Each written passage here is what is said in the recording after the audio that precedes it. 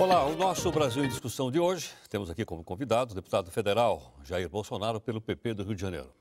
Aqui na nossa bancada, o nosso entrevistador, nosso companheiro aqui, está aqui conosco o jornalista Nirlando Beirão, que é comentarista aqui do Jornal da Record News, nosso companheiro o Marco Antônio Araújo, provocador do R7, e tem também aqui a participação do Celso Fonseca, que é o nosso editor também, editor executivo do nosso site, que é o nosso r7.com.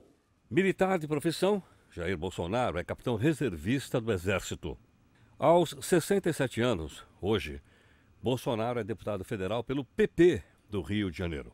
Mas ele já passou por várias siglas partidárias. Foi do PDC, PP, PPR, PPB, PTB e do DEM. Bolsonaro já está no 6º mandato, em que foi eleito com mais de 120 mil votos. O parlamentar ganhou projeção nacional ao defender questões consideradas polêmicas e até mesmo preconceituosas. A tortura do período militar, a censura e a pena de morte. Já fez declarações contra as cotas para negros nas universidades e chegou a dizer que nenhum de seus filhos corre o risco de ser homossexual, pois tiveram uma boa educação. Eu não sei por que tanta discriminação. As minhas melhores professoras sempre foram as prostitutas. A cruzada contra as manifestações homossexuais é seguida pelo filho, o vereador Carlos Bolsonaro, do PP do Rio de Janeiro. Parlamentar também tem outro filho na vida política, o deputado estadual Flávio Bolsonaro. As opiniões já fizeram Bolsonaro sofrer representações por quebra de decoro no mandato. O kit gay não foi sepultado ainda. Dilma Rousseff, pare de mentir. Se gosta de homossexual, assuma.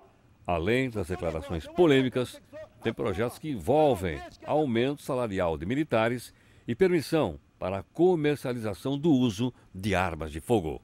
Deputado Jair Bolsonaro, deputado, muito obrigado pela participação aqui conosco. Eu que agradeço, espero sair vivo daqui. Vamos, com certeza. Também porque o senhor teria que responder já de cara 150 perguntas, nós já acumulamos aqui logo no começo aqui do programa. Bom, nós gostaríamos de conversar com o senhor inicialmente. Nós, e acho que toda a sociedade brasileira, tomou conhecimento do lançamento do livro Memórias de uma Guerra Suja. O livro fala aqui de um ex-agente do DOP chamado Cláudio Guerra, e é de autoria de dois jornalistas. Um deles é o Marcelo Neto e o outro é o Rogério Medeiros, que trazem outras informações a respeito do período militar. Deputado, a gente estava conversando um pouco antes, o senhor estava fazendo algumas considerações a respeito do livro. O senhor sabia dessas coisas todas que foram contadas no livro? São coisas novas no que diz respeito à repressão ocorrida durante o período militar, como, por exemplo, o fato dos corpos das pessoas desaparecidas terem sido jogadas num forno dentro de uma usina processadora de açúcar na região do interior do estado do Rio de Janeiro? O livro, né, o papel, aceita tudo. Esse cidadão aí me surpreende que em outros livros, como O Brasil Nunca Mais, o nome dele não apareceu em lugar nenhum, como torturador, como opressor, vamos assim dizer.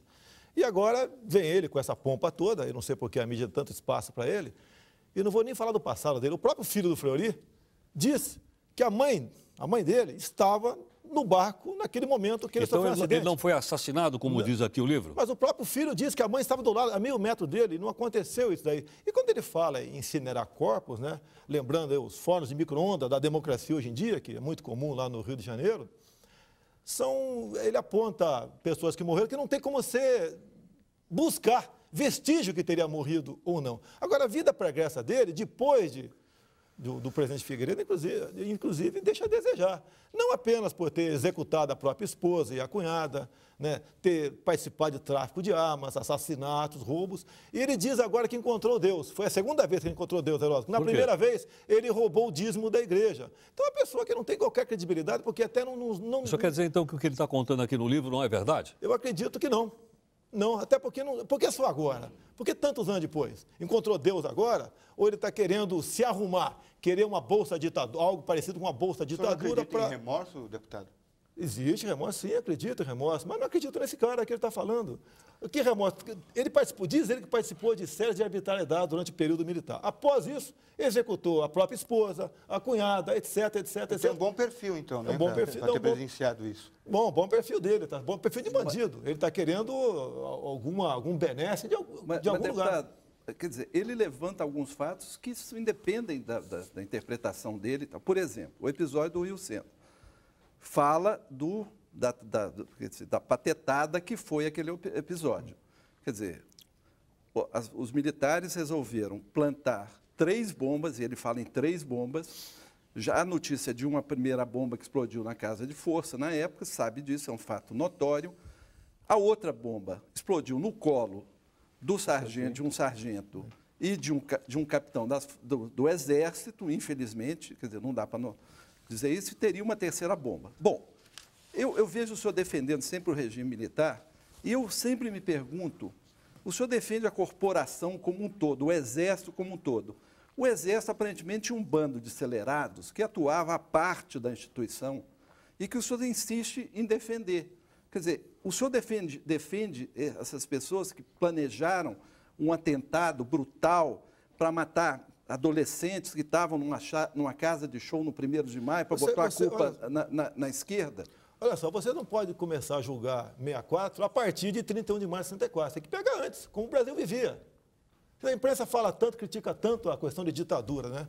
O editorial do Roberto Marinho, na capa do Globo, de 7 de outubro de 84, começa o seguinte: participamos da Revolução de março de 64, imbuídos, né, no espírito de preservação das instituições democráticas, num país que estava tomado pela corrupção, pela greve, pela desordem. Começa por aí.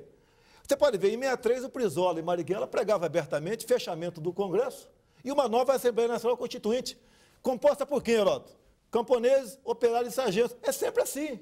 Começa com o povo. E este pessoal era bancado e era financiado por países que nunca admitiram liberdade em seu solo, como, por exemplo, Cuba, que foi uma coisa, guerrilha do Araguaia. Eu volto para o Rio Centro, que eu tive muita conversa... O senhor está falando de um episódio de 64, ou falando de um episódio de 81, quando já não havia luta armada no Brasil e que a única luta instaurada era a luta entre setores do Exército. Estava voltando pessoas anistiadas que mataram muitos colegas nossos, muitos brasileiros, não só militares, o Gabeira matou alguém? Não, o Gabeira, que maravilha, gostei do Gabeira. Ele fala abertamente, o Gabeira, que o que eles queriam implantar em 64 não era democracia, era a ditadura do proletariado, onde nós teríamos rios de sangue no nosso país. Até o livro negro do terrorismo, né, onde Roberto Campos fez uma matéria em 98 na Folha de São Paulo, ele conclui no final: antes anos de chumbo, 1000 vezes anos de chumbo, do que rios de sangue. Deputado. A questão de 64, eu voto Rio Centro. Quer que eu fale Rio Centro? Eu falo Rio Centro. Então, o senhor está justificando o fato de que, para impedir, então, que a esquerda subisse olha só, no poder, então, era preciso usar a tortura? Olha só, a tortura... Eles treinaram em Cuba, o pessoal da esquerda. Antes de 64, o PCdoB já mandava a gente para a Academia Militar de Pequim, para treinar o quê lá? Para aprender o quê lá? Deputado, o governo militar torturou? Sim, torturou. Sim, e aí? Sim, e daí? O senhor defende isso? Concorda com essa tortura? A tortura é uma arma de guerra. Como eles nos torturaram. Então vocês são muito parecidos, é isso, deputado? Olha, eles provocaram. Nós não fomos no Vale do Ribeiro em primeiro lugar. Nós não fomos no Paraguai em primeiro lugar. Quando você tem que entender uma coisa. Você vê, por exemplo, militares norte-americanos urinando em cima de gente, fazendo certos abusos. Uma autoridade ali, naquele momento, se quer repreender ou fala que vai denunciar o soldado, ele pode até morrer. Então, guerra é guerra. Guerra é guerra, tá certo? E eles entraram na guerra. Eles perderam, graças a Deus, eles perderam em 64 e depois foram para a luta armada, financiado, repito, por países que nunca admitiram liberdade em seu solo. E, graças a Deus, nós conseguimos ganhar essa guerra. Deputado, o senhor acha que isso tudo vai ficar mais claro agora com a chamada Comissão da Verdade? Em que a população brasileira, o país, vai poder olhar agora dos olhos da história, que é uma coisa do passado, para saber exatamente o que aconteceu durante esse período? Heraldo, você compra um livro, vai a um cinema, de acordo com o título do livro, né, ou do cinema. Está chamando a atenção. Comissão da Verdade, nome bonito, né? Primeiro, o PT quer a verdade. Por que não começa com a verdade do Celso Daniel? Sequestro, tortura e execução do prefeito Celso Daniel. A Comissão da Verdade, os 7, todos os 7, são indicados pela atual presidente Dilma Rousseff, parte ativa do movimento. Por que a Dilma Rousseff não começa falando da participação dela na VPR, no carro-bomba que matou o Mário Cosel Filho aqui em São Paulo? Ou então no roubo do cofre da Ademar? Só para concluir aqui, houve uma comoção nacional quando o embaixador Sérgio Vieira de Mello morreu vitimado por um carro-bomba em Bagdá. Agora, o Mário Cosel Filho, recruta da VPR da Dilma Rousseff, não tem que passar limpo. Vamos falar da Dilma. Eu vi recentemente, nós vimos todos uma foto dela num depoimento na Justiça Militar, sim, em que ela aparece com atitude, aparentemente, apesar de ter se torturado, de uma forma bastante serena, digna, altiva, e 2 oficiais do Exército se cobrindo o rosto. Eles estavam envergonhados de estarem ali naquela situação? A resposta é muito simples, né? Ela realmente, a cara dela, sem problema, né? Altiva, né? Simpática, etc.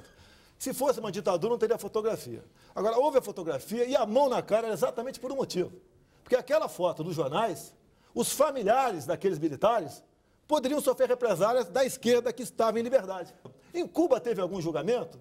Coreia, Albânia... Então, o senhor acha que tem que apagar esse passado? Quer dizer, a gente não tem que ter essa revisão histórica. Para que serve a torturou anistia? tem que continuar impune. Quer ver uma coisa? Uma das passagens do Alexandre Garcia entrevistando o Brizola.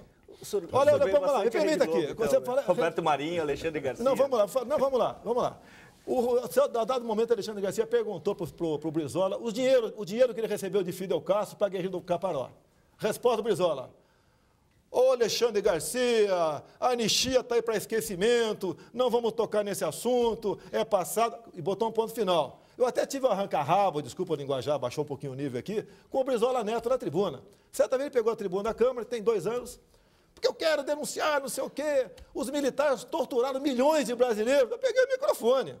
Ô Brizola Neto, você está confundindo. Não são milhões torturados. Milhões foi o que teu avô pegou de Fidel Castro para a guerrilha do Caparó e comprou fazenda no Uruguai. Deputado, só para concluir. Ele quis sair no braço comigo. Deputado, só para concluir essa questão, então, da Comissão da Verdade. O senhor está duvidando da honestidade dessa comissão, haja vista que nós estamos falando de fatos históricos, de fazer um levantamento histórico do nosso país. Quem vai julgar são 7 indicados. Veja bem, não é um julgamento isso. É uma reconstituição da história do país. Isso não é um tribunal. Bem, o que eles querem, Heródoto, o que eles querem é o seguinte, é um relatório circunstanciado que sirva, Heródoto, você que, pelo que me consta, é professor de história, não é isso? Não sei se pelo que me consta. Para colocar no currículo, nas escolas, a nova história brasileira, botando Zé Dirceu como herói, Genuíno, Frank Martins, etc. como heróis, e nós como bandidos. É isso que eles querem. Agora, quer ver, eu te respondo, pergunto uma coisa. Imagine um tribunal de júri com 7 traficantes para julgar o Beira-Mar. Desculpa, peraí. Primeiro, não estamos falando de tribunal de júri, e segundo, não dá para o senhor comparar uma questão política com uma questão de tráfico de drogas. Nós estamos falando da recuperação da memória do país. Mas a memória, por que não tem ninguém nosso lá, Heródoto? Porque eles têm medo da verdade. E outra coisa, a comissão, Heródoto, tem 4 tipos de crimes. Se essa comissão for mais equilibrada, o senhor concorda? Concordo e colaboro com gente nossa para participar dela. O Coronel Lício participaria. O que é gente nossa? Nós não somos todos brasileiros? Militares que participaram. Então, por exemplo, o Coronel Brilhante... Ele tem um livro. Pois é, o senhor acha que... Tenho certeza que ele participa. Equilibrar assim. Agora, só quero participar, Heródoto, quero apurar 4 tipos de crime, né? Mortes, tortura, desaparecimento forçado, ocultação de cadáveres. Não quero apurar. Carro-bomba, bomba no aeroporto de Guararapes, execução do Roberto Mendes Júnior. Eles não querem apurar nada disso. O senhor está prejulgando uma coisa que não aconteceu ainda. Olha, olha só, o exemplo foi há 4 semanas na comissão preliminar, vamos assim dizer, da Luísa Erundina em São Paulo, onde eu entrei. Era uma comissão reservada. Meu Deus do céu, que verdade é essa?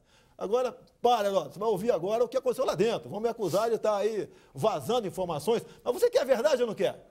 Sim, quer. Eu acho que a população então, dos 3 depoentes, 2 eram ex-militares. Um falou o seguinte, entre 3 coisas importantes lá. Olha, eu tinha medo da guerrilha do Araguaia. Quem não tem medo? Né? Porque ele falou, porque o exército não estava preparado. Concordo, não estava. Quando a gente vai perguntar, e o outro lado estava bem preparado, a Erundina não deixa responder. Estava muito bem preparado, que foi preparado basicamente em Cuba. O Fidel Castro merece ainda em vida uma estátua do tamanho do Cristo Redentor em nome da democracia em nosso país. Que ele queria uma democracia em nosso país. A guerrilha foi esmagada. Mas peraí, você quer... Você quer que faça o quê? Você quando captura, quando você mata alguém a 30, 40 quilômetros selva dentro, não tem como você carregar. E tem que esmagar mesmo. Ué, a Colômbia teve... A Colômbia tem ética, deputado. A Colômbia, que ética na guerra? Não tem ética em guerra. Você fala em ética em guerrilheiro? Em comunista que matou milhões fora do Brasil? Existe uma comissão internacional hoje em Haia que está julgando crimes de guerra em todos os lugares. Por hora só pegaram os africanos, os veteranos africanos. Tem algum momento que a gente vai ter que chegar... Isso é uma comoção internacional, quer dizer, por que não voltar à história, entender o que se passou, inclusive do ponto de vista das Forças Armadas, isso que eu não consigo entender. Exatamente. As Forças Armadas não querem expor, vão ficar vão pagar o preço histórico de ser julgado como uma corporação que torturou? Não, mas peraí, mas antes tem que fazer a tortura que esses caras fizeram. Tem um cara morto aqui, você não pode partir do momento que eu dei 5 tiros nele. O que ele fez até tombar morto? Agora, por Vocês exemplo, não discutem isso? Deputado, tortura é crime hediondo. Não, aqui que é... hediondas que, olha, devemos aos militares das Forças Armadas, naquela época, a liberdade que nós temos hoje em dia. Que se esse pessoal tivesse chegado ao governo, quantas vezes já tentaram calar a imprensa? Esse pessoal que está aí. Deputado, não cansa ficar defendendo isso? Não cansa. São 40 anos defendendo assassinato, tortura, arbítrio, ditadura. Deputado, nós estamos aqui hoje, nós estamos discutindo, temos pontos de vista divergentes. Naquela época não existia essa possibilidade. Ninguém discutia nada. Quer dizer, se a gente estiver discutindo com esse teor de liberdade que estamos discutindo agora, nós sairíamos daqui direto para a cadeia para ser torturados, talvez. Espera aí. O que esses caras queriam impor no Brasil? Queriam impor uma ditadura em nosso país. E vocês nós vivíamos na época da Guerra Fria. Vocês colocaram outro, deputado. Olha só, no Brasil aqui todo mundo tinha liberdade, quem quisesse sair do Brasil saía. Tá ok? Tinha como muita gente teve que sair do país obrigada. É lógico, quantos cientistas, quantos intelectuais que o Brasil deixou de conviver? Não, a grande maioria que saiu daqui foram poucos. Saíram daqui, foram porque cometeram crime de sangue.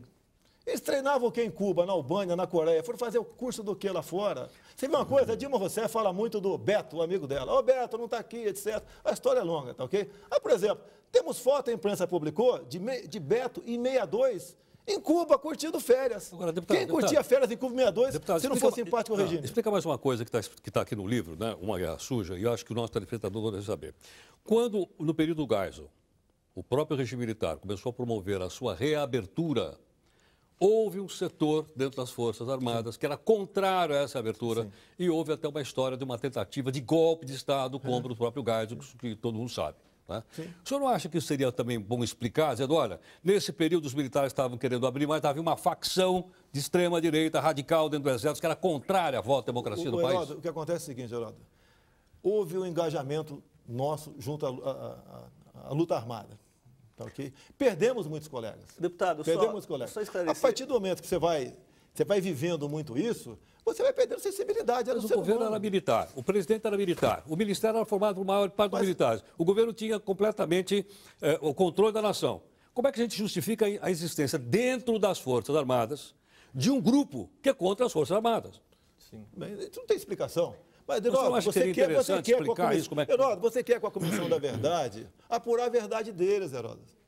Tem uma coisa, na lei está escrito que é dever do militar colaborar. O senhor então não leva em consideração que a história não vai fazer julgamento de ninguém? Não, esse 7? Não, eu estou dizendo esse 7 já foi balão de ensaio. Isso aqui é uma fonte, existem outros. Balão de ensaio nessa Comissão da Verdade. Nilmar Miranda, a filha do Rubens Paiva. Olha, eu conheci a filha do Rubens Paiva. Eu sou do Vale do Ribeiro, eu sou de Eldorado Paulista. A família Paiva tinha uma fazenda enorme chamada Caraitá, em Eldorado. Em 1970, o Lamarca se alojou próxima à divisa da fazenda do Rubens Paiva, indicado por ele. E depois, quando ele foi descoberto, a suspeita caiu em cima de que o Rubens Paiva teria, mediante tortura, denunciado aquela situação. Tanto é que o Lamarca, quando passou em Eldorado, ele feriu 3 soldados, feriu uma mulher e fugiu, foi morrer na Bahia em 71. E o Rubens Paiva também em 71. Então o Rubens Paiva também estava envolvido na guerrilha, estava dando apoio à luta armada do nosso país e vivia inclusive, no Chile. Você quer esperar o quê dessa gente? Com o fato de ter sido morto em tortura. Olha só. Isso ter sumido no cadáver. O Rubens Paiva estava jurado, ia ser justiçado pela esquerda da VPR do Lamarca. Aí vocês foram e fizeram o serviço, então. Mas o que é fazer serviço? Eu não entendi o que é fazer serviço. Argumento. Que argumento? Que o Rubens Paiva tinha ligação com o Lamarca. Que o Lamarca isso justifica. Mas vocês querem dizer que é a mesma coisa que dizer que os traficantes, por aí, quando morrem em combate com a polícia, nós temos que punir o policial militar. É a mesma coisa. Vocês falam em presos políticos. Preso político tem em Cuba e ninguém faz nada. Deputado, o senhor acha que cometeu barbaridades, como, por exemplo, torturas, tem que responder permanentemente e o crime de tortura não pode ser anistiado? Olha, a tortura passou a ser captada de lei há pouco tempo, né? Agora, o PT agora está pensando em criminalizar o terrorismo. Só com um detalhe, acredite se quiser. O grupo 16 juristas que estão fazendo trabalho no Senado, então, se nós aqui fomos agora no aeroporto aqui, tocar fogo num avião, ou invadir uma fazenda de de experimentos aí, de transgênicos, nós aqui, nós começamos com 8 anos de cadeia. Agora, se for o MST, deputado, a via campesina, não. Eu pergunto uma coisa, você está respondendo outra. Eu estou falando, Heródoto. As pessoas que querem a verdade são as pessoas que... Não, então eu vou voltar à pergunta. Sim. O senhor acha que pessoa que cometeu crime de tortura tem direito a ser anistiado ou não tem anistia para quem cometeu... A partir de agora, não. Capital tem lei. Se não me engano, 98. É a sua opinião. Mas isso, do ponto de vista internacional, legislação internacional, isso é um crime hediondo, não é no Brasil, é no mundo inteiro. Se assim o americano colaborou com o regime militar aqui, colaborou com a Argentina, e eles querem nos julgar agora. O know-how da tortura brasileira é brasileiro ou é americano? Não, cubana. Cubana. É chinesa. Mas não vieram americanos aqui. Olha só. O senhor... Olha só. Não é palavrão que eu falar aqui, não, pelo amor de Deus. Tá? Entre as técnicas cubanas, tem a merdaca, ou seja, afundar preso em merda. Tá ok? Isso sempre se praticou em Cuba. Sempre. Em 82 foram os 200 últimos fuzilamentos em massa em Cuba. E esse pessoal que quer a verdade é o pessoal que admira Fidel Castro. O Lula há pouco tempo falou que Fidel Castro é um exemplo, modelo superior de conduta ética. Ele falou que na Venezuela pode faltar tudo, menos democracia. O senhor só defende, o senhor sempre usa o erro do outro, defende o outro, criticar o seu. Guerra é guerra. Se nós fôssemos complacentes, como a Colômbia foi com os seus guerrilheiros, teríamos hoje no coração do Brasil uma FARC, como a Colômbia tem lá. Então é guerra. Você não tem como... Eu fico chateado muitas vezes quando eu vejo aí armas, por exemplo, o policial militar achando que o policial militar não pode ir desarmado para casa, que a arma dele tem que ser não letal, etc. E o vagabundo está com fuzil. Como que o senhor participou dessa guerra? O senhor já era militar? Não, eu entrei no Exército em 1973, Escola Preparatória de Cadetes em Campinas. A minha colaboração, no caso Lamarca, é que eu morava em Eldorado Paulista, ouvi os tiros dele, e quando o Exército acampou às margens direitas do Rio Ribeira de Guape, eu me aproximei do acampamento e conversava, dava dica, era palmiteiro. Eu raramente usava um alpargatas aqui, um bamba moral, um roda, e colaborei nesse sentido com o pessoal. Inclusive, lá, devo a eles, né, um ICAM, um panfleto sobre instrução de concurso. Foi aí que o senhor se encantou pelo Exército? Eu me apaixonei pelo Exército Brasileiro. Deputado, o senhor acha que dá uma boa contribuição à democracia brasileira, defendendo, obviamente, algumas posições polêmicas, porém respeitáveis? Todos nós aqui respeitamos as suas opiniões, obviamente, ainda que a gente não concorda, mas estamos respeitando.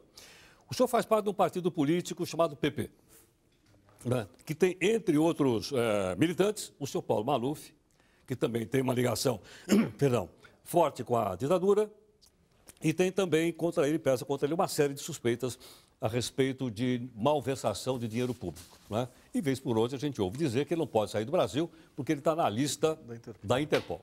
Como é que o senhor se sente, né, politicamente, dentro de um partido? É de direita o PP também ou não? Eu sei que eu sou de direita. O senhor é de direita. Como é que o senhor se sente, então, dentro do PP, fazendo política no Congresso Nacional? Olha, eu não voto com o meu partido, nem com esse, nem com os outros a qual eu pertenci no passado. Digo de passagem, a grande maioria eu deixei o partido porque ele foi extinto, foi se fundindo com outros partidos. Agora, e se eu tivesse no PT do Zé Disseu, do José Genuíno? Estaria muito mais desconfortável ainda. Agora, você tem que ter um partido. Eu sou respeitado dentro do meu partido. Não, geralmente, lá, quando tem um voto só contrário, o pessoal já fala, nem procura saber quem foi, sei que foi o Bolsonaro. E a contribuição que eu dou com a democracia, tanto é verdade que eu dou, porque você me convidou para o senhor acha que contribui para a democracia fazer parte de qualquer partido político? Quer dizer, qualquer partido serve. Não seria bom ter partido forte para ter uma democracia? O senhor está dizendo que um partido não significa nada? O que é partido forte? Você sabe como é que funciona a política no Brasil. São os partidos ou grupo de pessoas, né, que em troca de alguma coisa, tá, dão seu apoio ao governo. Mas aí eu não participo disso. O senhor estimulou seus filhos a serem políticos? Não, eu estimulei a não ser militar, porque, lamentavelmente, nós somos uma classe aí, tá, de terceira categoria para o governo anterior e de quarta para esse governo que está aí.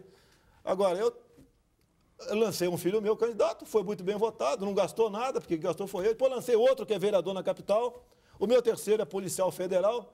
Okay? E tenho mais dois ainda. O senhor disse que é de direita, o que é elogiável, que raramente acontece isso. Quem mais é de direita no Brasil? O senhor citou o Globo. As organizações Globo são de direita ou não? Não, eu não vou julgar a imprensa aqui. Mas quem mais? O senhor está solitário? Sozinho todo mundo, deputado. Não, eu estou sozinho. Eu tenho 120 mil votos. E não vem só de militar esses votos, não. Já Inclusive, dizem alguns especialistas aí que eu devo ter 500 mil votos na próxima, depois dessa questão aí da homofobia. Ninguém duvida da sua representatividade. Mas quem mais? Você está sozinho nessa briga? Olha só, quando o PT era oposição, o PT votava comigo. Agora que o PSDB é oposição, o PSDB vota comigo. O senhor percebeu um espaço político com esse tipo de atitude, quer dizer, mais radical? Eu não posso buscar uma maneira de se perpetuar na política, né? O voto pelo voto, eu tentar agradar todo mundo. O grande defeito do político, né, brasileiro é tentar agradar todo mundo. Por exemplo, eu fui o único a votar contra a proposta de emenda à Constituição do Antônio Carlos Magalhães, que criava o Fundo de Combate à Pobreza. Porque a única verdade que tinha ali é que aumentou a CPMF, 0,30 para 0,38, e virou essa demagogia que está aí. O governo gasta, né, entre seguro... Aí, primeira mão para você, ó, entre seguro-desemprego e Bolsa Família, o ano passado, ele gastou 40 bilhões de reais. E esse pessoal não está computado como desempregado. E tem aumentado esses custos, esses discursos. Então, isso aí é tudo cabresto, voto de cabresto para o governo. Se eu der 20 reais para você votar em mim nas eleições, eu posso perder meu registro, ser cassado. Agora, o governo dá para 10 milhões de famílias de forma vitalícia. Agora, né, deputado, 40 bilhões por ano e tudo bem. Como é que um programa como esse, que o senhor acabou de criticar, é reconhecido internacionalmente por outros países do mundo como uma forma de redistribuição de renda e responsável por tirar uma quantidade enorme da população brasileira que estava abaixo da linha da pobreza e colocar acima da linha da pobreza? Mas é lógico que a comunidade internacional bate palmas, aplaude. Nós aqui não investimos em educação. O senhor preferia a gente investe aqui em acomodação. O senhor preferia que não existissem esses programas? Tem que ser temporário.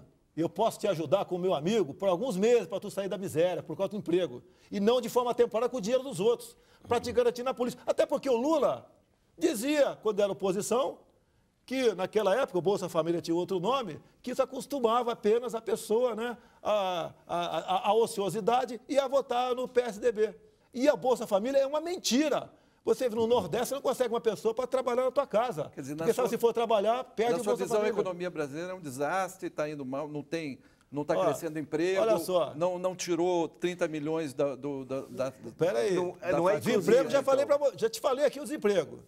Tá? O pessoal que recebe Bolsa Família e recebe seguro-desemprego está como empregado. Está como empregado. A menor taxa de O senhor preferia que mas é lógico. O senhor preferia que essas pessoas ficassem... Quem recebe Bolsa Família... Você concorda que quem recebe Bolsa Família esteja no governo cadastrado como empregado? Ou como recebe seguro-desemprego? E aí, seguro-desemprego hoje em dia um mar de corrupção no nosso país. É comum, comuníssimo, patrão fazer acordo com o empregado. Vamos acabar com o seguro-desemprego, isso eu proponho?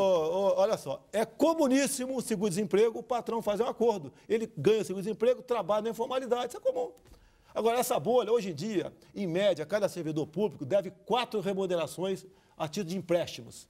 O governo, com essa medida que está tomando agora, tá, essa bolha vai crescer, porque ele não segura lá os empréstimos bancários. Porque ele quer dinheiro no mercado para poder rodar a economia. Eu estou constrangido de concordar com o senhor, é verdade. Tá, tudo bem, obrigado. Eu não sou economista, hein? Eu sou apenas um capitão de artilharia, mas sempre atiro para frente, tá ok? Eu tiro para frente. Então, na verdade, essa bolha vai estourar um dia.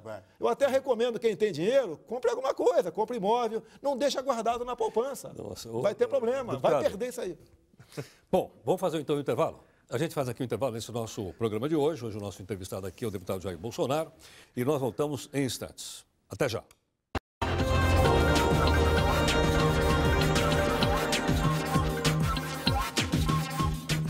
Bem, nós voltamos aqui com o nosso Brasil em Discussão. Hoje o nosso convidado, o deputado pelo PP do Rio de Janeiro, o deputado Jair Bolsonaro, que está aqui conosco.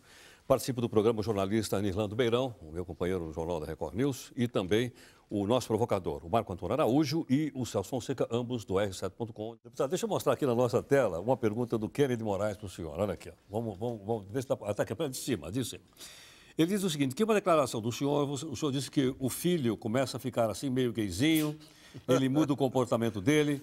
Ele pergunta se realmente o senhor acredita que o que faz um homem, um indivíduo de caráter e respeito, bem como ser heterossexual ou homossexual, é o fato de sofrer uma educação repressiva, ser espancado ou censurado pelos pais. E o senhor apanhava muito em casa e apanhou também no Exército? Pergunta aqui o Kennedy.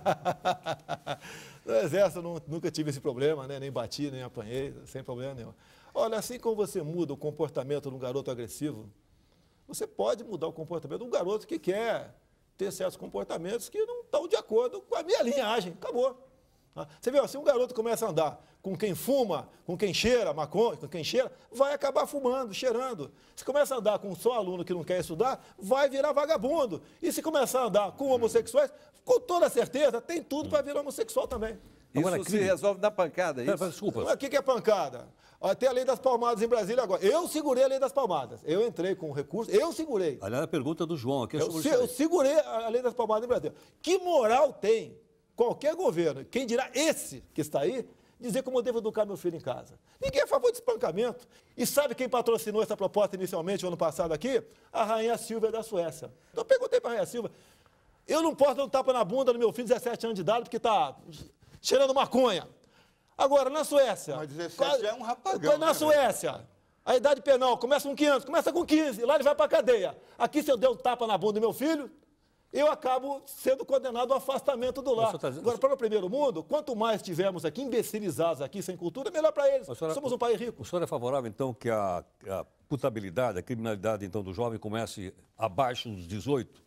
Já que o senhor citou aí o exemplo da Suécia? A proposta mais antiga, deputado com mandato lá, sou eu, 16 anos de idade. 16? 16 anos, sim, sim. Você pode ver, falam que um garoto de 16 anos de idade não tem ainda aquela maturidade suficiente. Você já viu alguém de 16, 17 anos de idade, na sua comunidade, na sua favela, cometer um estupro, um roubo, um assassinato, um furto? Não, porque lá tem pena de morte para ele. Ele sabe que o bicho vai pegar. Agora, nós, otários que moramos em asfalto, defendemos esses vagabundos que vêm dessas comunidades, é uma minoria, certo? Mas vão para lá cometer crime em cima da gente. Mas você permitir, a redução da maioridade penal, que um 16, 17 anos, como um Champinha, não está em liberdade ainda porque tem uma pressão muito forte da mídia contra ele. Mas se fosse outro que cometer até crime maior do que ele, que não tem repercussão, já estão na rua.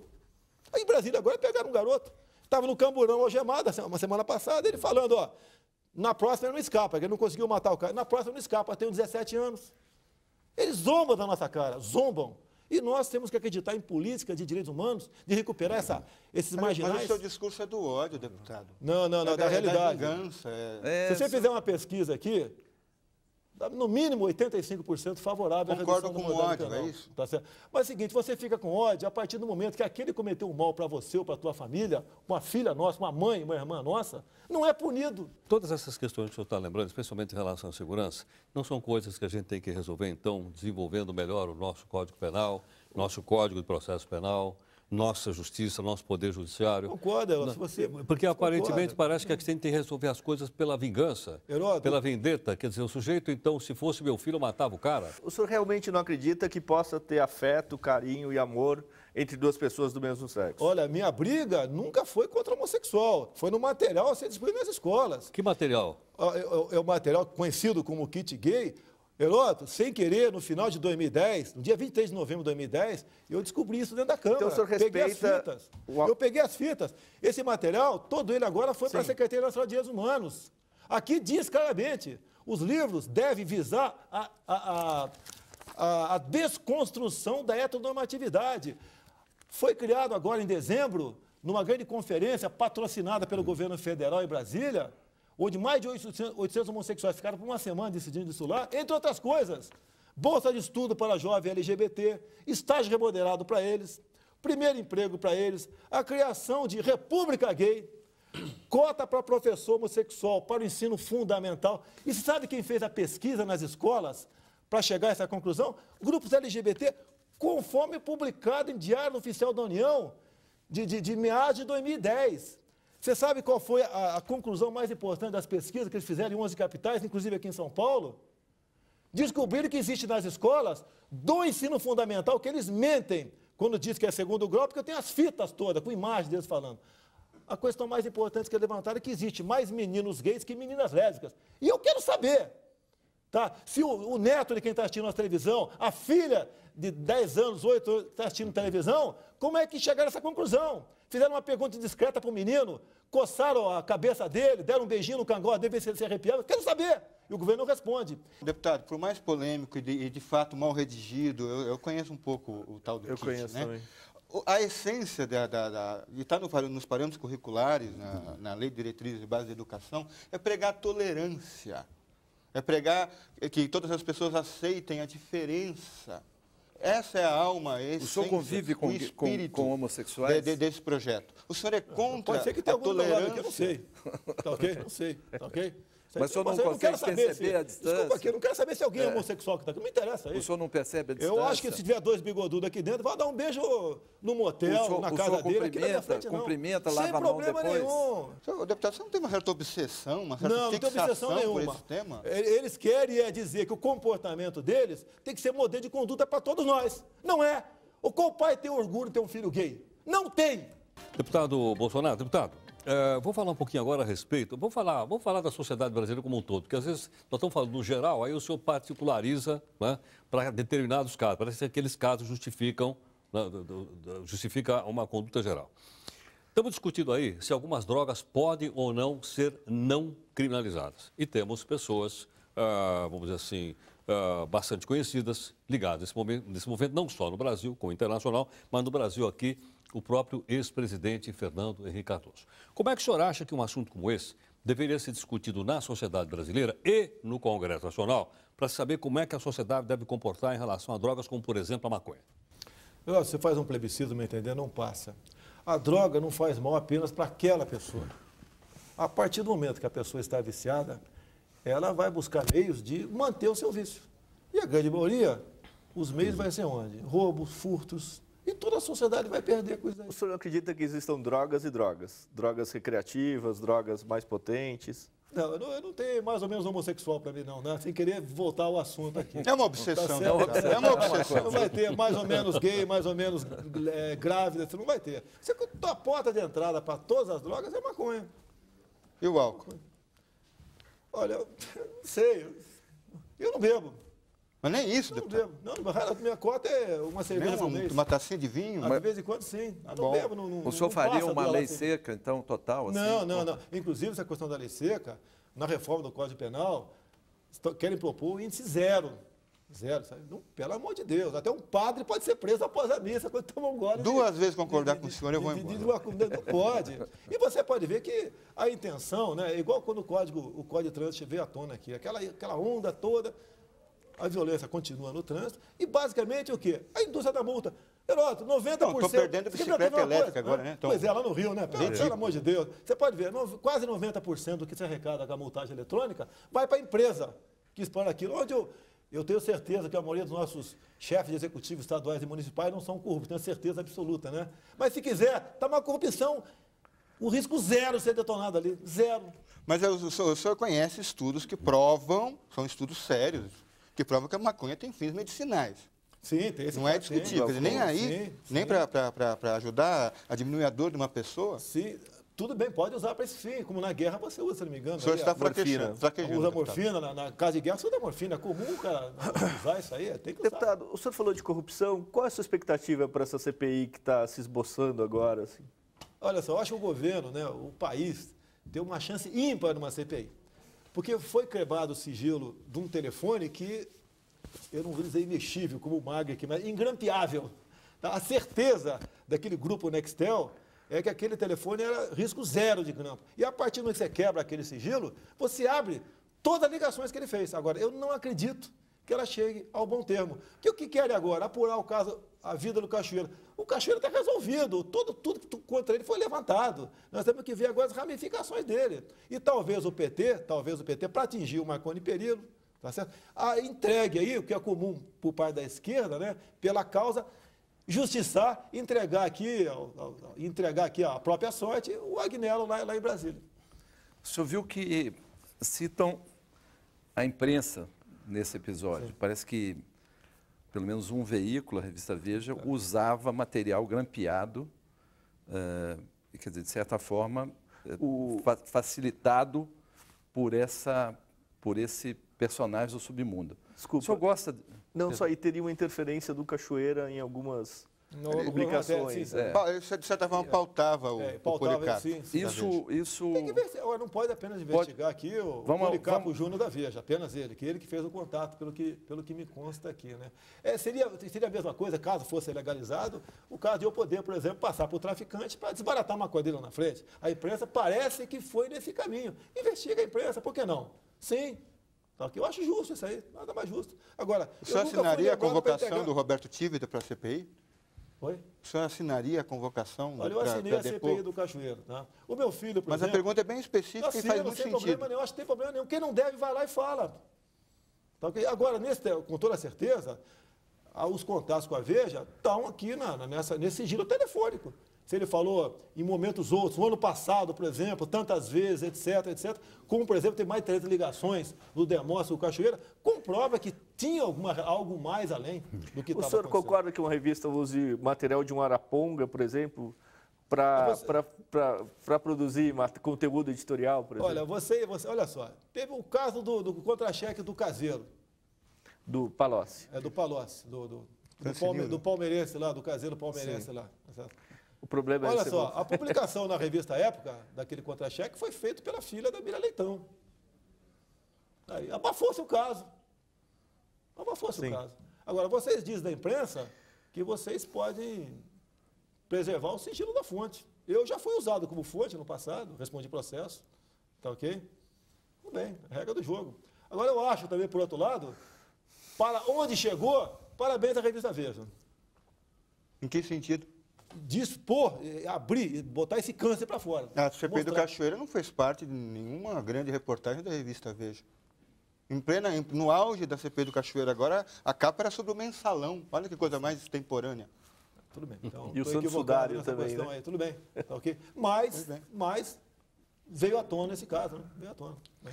Deputado, o senhor acha que, já que a gente está falando em CPI, as ligações da empreiteira Delta, que devem ser apuradas também na CPI, parece que há uma limitação geográfica em ficar só ali na região central do Brasil. Só que essa empreiteira tem obras espalhadas por todo o Brasil, inclusive no seu estado, Rio de Janeiro, aqui em São Paulo, etc.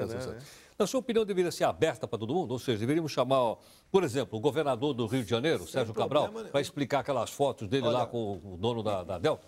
A Assembleia Legislativa do Rio de Janeiro começou a colher assinatura para uma CPI lá do Cachoeira nossa lá. Ontem tinham 14 assinaturas, hoje passou para 13. O seu filho assinou ou não? Assinou a CPI, foi pressionado já para retirar o pressionado por quem? Já foi, calma lá, eu tenho que preservar meu sigilo, calma lá. Foi pressionado, você está louco para me pegar aqui, né? Foi pressionado já. Ele, inclusive, ele falou que não ia retirar, ele falou o seguinte, ó, fala para o meu pai mandar eu retirar, vê se alguém ligou para mim. Não ligou, ele não deu favores para ninguém, nem o meu partido. Respeito todos da Câmara dos Deputados, tá certo? Não estou lá para buscar lá furo lá dentro, que tem bastante, tá ok? Mas eu faço a minha parte. Veja bem, o senhor fala em respeito, mas nós mostramos na abertura do programa uma maneira desrespeitosa do senhor em relação à presidente Dilma Rousseff, que o senhor gosta, não gosta? É a presidente de fato. O senhor já pediu desculpas para ela? Não vou pedir. Desculpa ela tem que pedir para a sociedade, por estar enganando a sociedade, é a questão do kit gay. Já teve outros passos dentro da Secretaria Nacional de Direitos Humanos. E ela tem uma causa de amor com a causa gay. Quem falou que diz que não tem? Tem. Por que o senhor escapou da cassação até agora? Eu já escapei vou chutar aqui, 30% de cassação. Tá, okay? É tudo para ocupar a tribuna. O pessoal fala tanto em liberdade de expressão, né? Quando eu ocupo a tribuna, geralmente, né, às vezes um pouco mais inflamado, vem processo de cassação em cima de mim.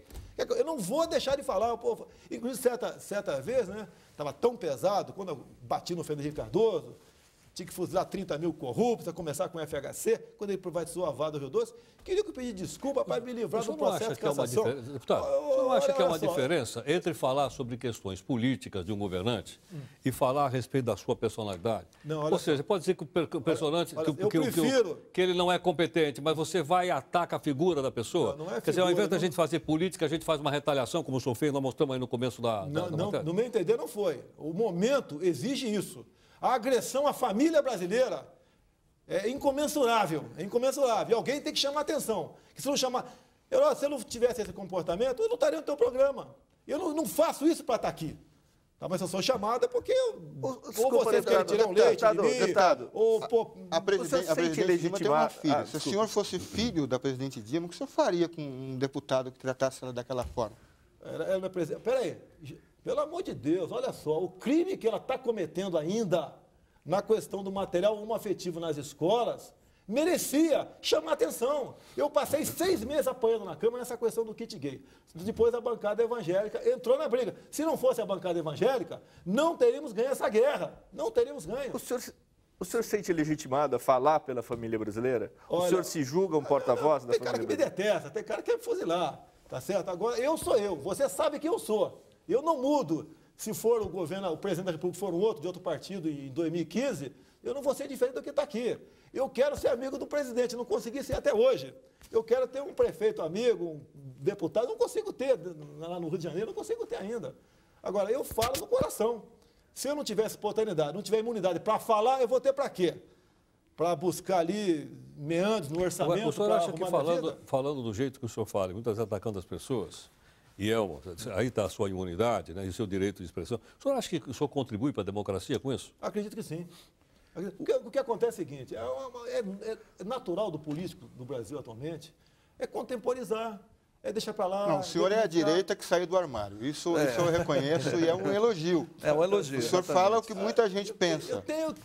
Olha só, eu lembro do meu tempo de quartel, nativa, né? Eu via certos absurdos, eu ficava doido. Dava pirueta lá fora do quartel, etc.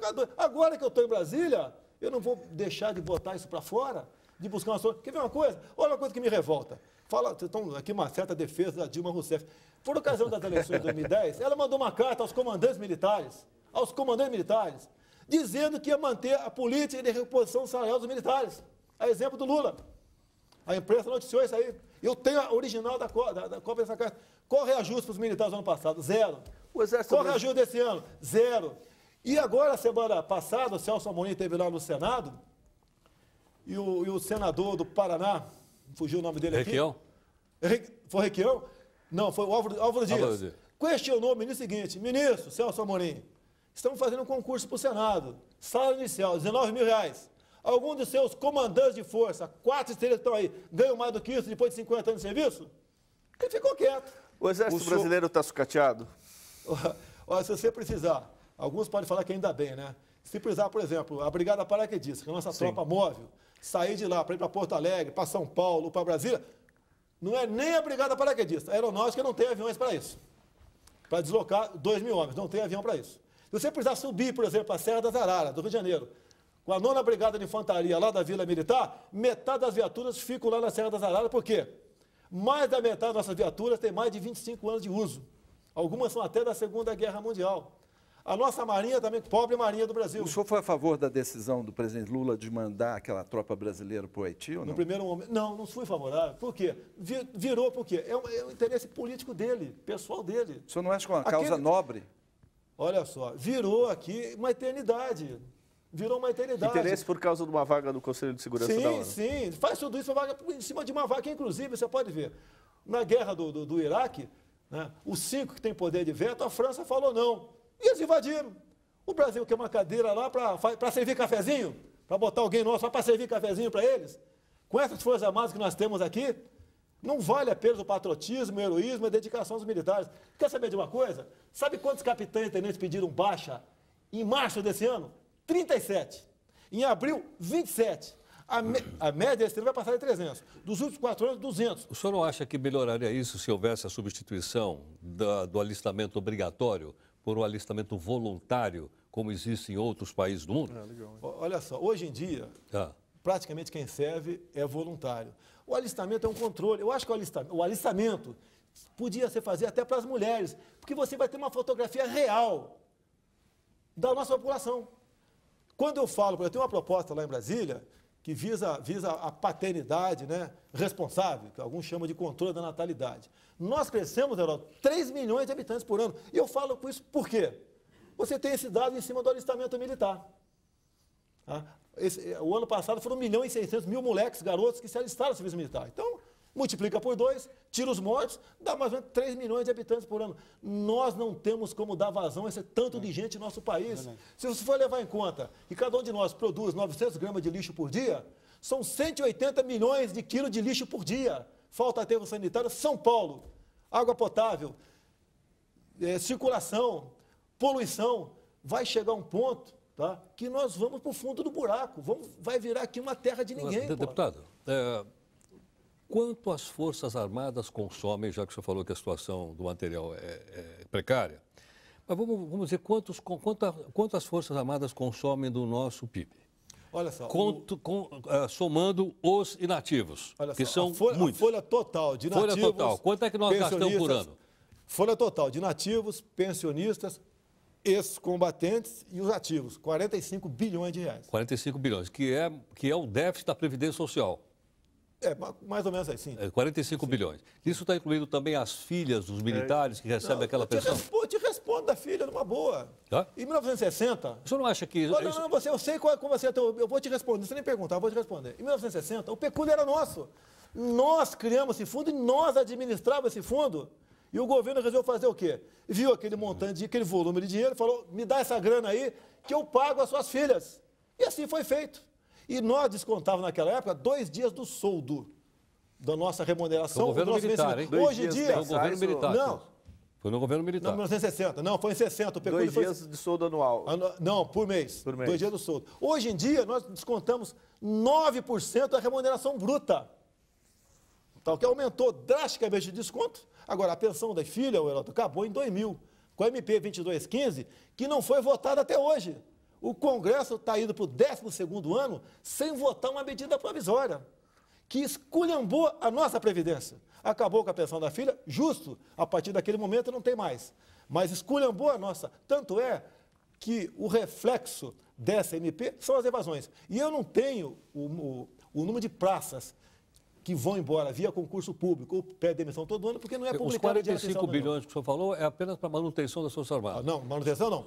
Folha de pagamento. Folha de pagamento. 45 bilhões, folha de pagamento. Então aí é muito mais. Não, por fora aqui, Aí, o investimento é quase zero, Heródoto. Você pode ver. Não, não falando de investimento, estou falando de despesa. Manutenção, A né? despesa Que vai é sair dos manutenção, é impostos. combustível, Sai dos viatura, impostos, manutenção, etc. Vai perto de Armamento, quanto vai? Vai aproximadamente mais 8 bilhões de reais, aproximadamente. Agora, você pode ver, na Antártica aqui, estava se investindo um pouco mais de 10 milhões de reais por ano. Agora, o Lula deu para o Fidel Castro 1 bilhão de reais para fim de prospecção de petróleo e reforma do Porto de Mariel. E a Dilma, agora, na última ida dela lá, ela já tinha dado 100 milhões e falou que vai completar no governo dela. Mas são financiamentos, né? São financiamentos. Isso é financiamento que vai favorecer empresas brasileiras para prestar serviço lá. Heródoto, 2 bilhões de reais para Cuba, Heródoto. Pelo amor de Deus, Heródoto. Não, o nosso país tem regiões paupérrimas aqui. Cuba é outra obsessão do senhor? Sim, eu não concordo com aquilo que está lá. É Guantánamo. Guantánamo é legal. Olha, tem o ministro da Defesa americano, o Donald Ruff, o último, né? Tinha uma mulher que reclamou sobre Guantánamo e falou, olha, leve um desses terroristas para tua casa. A primeira coisa, começa usando burca. Aquele pessoal lá, são terroristas, poxa. São gente que não tem amor à própria vida. Vai ter a tua, a minha, dos outros, não vai ter. Tá, okay? E o que devemos fazer com ele, então? Ok? O que fazemos com ele? Julga e condena ou absolve e resolve o problema. Porque a jogar o mar. São centenas de pobres cubanos que todos os anos morrem aí, mordidos por tubarão, fugindo da ilha da fantasia. Deputado, nós estamos chegando aqui ao final do nosso programa. Várias vezes o senhor disse que sou de direita e, obviamente, a gente respeitava a sua posição de direita, como já vieram pessoas de esquerda aqui, todos são respeitados. Só define para mim, o que é ser de direita? Não sei. É ser oposição à esquerda que está aí. Tá, que usa a demagogia, é o populismo, tá? É a enganação, é não investir onde deve investir. Tá, okay? É posar de vestais da democracia que não são, eles nunca foram democráticos. Então posso entender que ser de direita é ser contrário à esquerda que está aí. A esquerda que está aí. Eu defendo pena de morte, eu sei que é cláusula pétrea. Eu defendo a redução da moralidade penal, uma paternidade responsável, tal. Eu defendo tudo isso aí. Reservas indígenas, um crime que acontece no nosso país, a demarcação de terras. O senhor acha que em 8 anos de governo Lula o país não melhorou? Olha, ele pegou o que sobrou do início lá de Itamar Franco, do Plano Real. Se não fosse ele, pelo amor de Deus. O Daniel me lembrou aqui agora o seguinte, o senhor votou a favor da mudança no Código Florestal, votou junto com os ruralistas? Votei. Olha só, quem é o grupo responsável pela agricultura do PT? Me responda. É o MST. É o MST. Eu fiz um discurso lá, inclusive, em cima dos 3 milhões de habitantes que nós crescemos. O mundo, ano passado, está em 7 bilhões de habitantes. Em 2025, seremos 8 bilhões. A China está se transformando num país consumista. Vai faltar comida para nós aqui, Heródoto. Então, o que é a bancada ruralista? É a bancada que bota aqui o churrasquinho na nossa mesa final de semana, é o arroz de todo dia, é o cara que produz. E aqueles que invadiram e derrubaram, o senhor acha que devem ser indultados? Como Sim, propõe o código? sim. Indulta o pessoal? Sim, não tem que são multas impagáveis. Sim. São impagáveis, tá certo? Se apropriaram de terras públicas? Oi? Se apropriaram de terras públicas. Ô, Heródoto, não... terra pública não cabe nem uso campeão, Heródoto, tá ok? Não, então é você que, tira os caras de lá. Quando o MST se apropria, não diz que é revolução. Quando o pessoal vai lá ocupa tomar... para quê? A última foi em Sarandi, do MST. Invadiu lá um local de vacina de animais e acabou com tudo aquilo e tudo bem. Tá certo. Bom, deputado, o nosso tempo está esgotado. Eu queria agradecer a participação do senhor. Quando o senhor disse por que foi chamado aqui, porque nós pretendemos chamar aqui pessoas que pensem de maneira diferente. Opa, muito bom. Respeitamos todas as pessoas que estão aqui. Então serviu para alguma coisa aqui? Não, sem dúvida. O senhor foi chamado porque o senhor pensa de maneira diferente, nós respeitamos e temos o direito aqui de debater democraticamente, não só com o senhor, como outros que virão aqui. E meus parabéns, você cresceu no meu conceito. É uma iniciativa aqui da Record News. Quero agradecer então ao jornalista Nilando Beirão, o jornalista Marco Antônio Araújo e também o jornalista Celso Fonseca. Muito obrigado a todos. Obrigado. E nós convidamos você para um outro debate tão acalorado como esse, mas aberto, democrático, franco, livre e com garantia de liberdade de expressão aqui da nossa Record News. Até mais, obrigado.